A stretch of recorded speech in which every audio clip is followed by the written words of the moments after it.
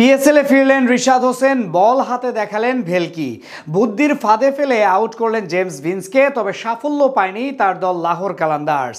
তাদের করা 160 রানের জবাবে করাচি কিংসকে করতে হয়েছে 8 রান বেশি। বিশেষ নিয়মে 168 রান তাড়া করে জিততে হয়েছে ম্যাচ।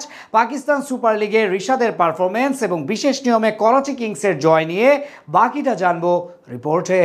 অবশেষে একাদশে ফিরেছেন রিশাদ হোসেন। টম কারানকে বাদ দিয়ে টাইগার লেগ স্পিনারের উপর আস্থা রেখেছে লাহোর কালান্দার্স। যদিও এদিন সব ছাপিয়ে রাজত্ব ছিল গাদ্দাফি স্টেডিয়ামের মেঘলা আকাশ, যার কারণে ম্যাচের পরিধি কমিয়ে আনা হয় 15 ওভারে। করাচি কিংসের বিপক্ষে আজ টস হেরে আগে ব্যাট করতে নেমে শুরুটা দারুণ করে লাহোরের দুই ওপেনার ফকর জামান এবং মোহাম্মদ নাইম। দুজনেই একদম প্রথম থেকে আক্রমণাত্মক ব্যাটিং করতে থাকেন প্রতিপক্ষ বোলারদের বিপক্ষে। বিশেষ করে আজ মোহাম্মদ নাইম ছিলেন বেশ আগ্রাসী। হাসান আলীর করা দলীয় ষষ্ঠ ওভারে একাই 21 রান তুলে মাত্র 22 বলে অর্ধশতক পূরণ করেন এই ওপেনার। ফলে পাওয়ার প্লেতে বিনা উইকেটে 69 রান জমা পড়ে লাহোরের স্কোরবোর্ডে। অষ্টম ওভার চলাকালীন সময় শুরু হয় বৃষ্টি।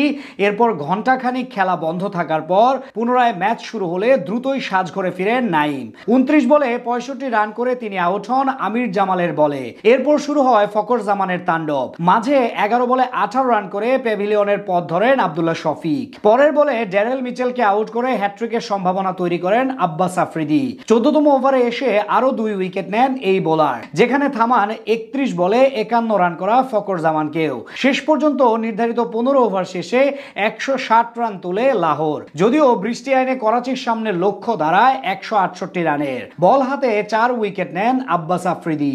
জবাব দিতে নেমে করাচি কিংসের শুরুটাও ছিল দুর্দান্ত। ডেভিড ওয়ার্নার এবং টিম সাইফার্ট মিলে দুপ্রান্ত থেকে দারুণ ব্যাট করতে থাকেন লাহোরের বোলারদের বিপক্ষে। চতুর্থ ওভারে দলের হয়ে প্রথম সাফল্য এনে দেন হারিস রৌফ। তার করা শর্ট লেংথের ডেলিভারি হালকা করে গ্যাপ শট খেলতে গিয়ে ইনসাইড এজ হয়ে বোল্ড হন ডেভিড ওয়ার্নার। করাচি কিংসের কাপ্তানের ব্যাট থেকে আসে 13 বলে 24 রানের ইনিংস। অন্যদিকে ঠিক পরের ওভারে টিম সাইফার্টকে 10 বলে 24 রানের মাথায় আউট করে ম্যাচের মোড় ঘুরিয়ে দেন আসিফ আফ্রিদি।